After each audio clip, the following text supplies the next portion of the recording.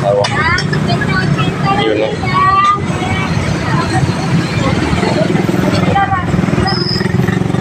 Bili siya ng isda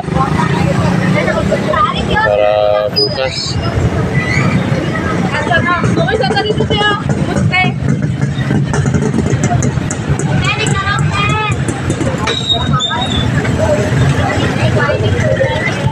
Sawa ko guys, yung nakaitip.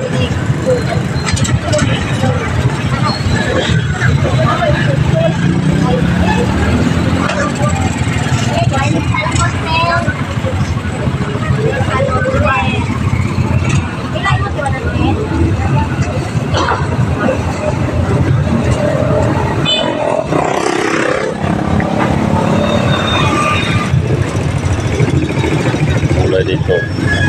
May gulay pa, may isda pa. Tira lang kulang guys. Kaslong wala tayong tira.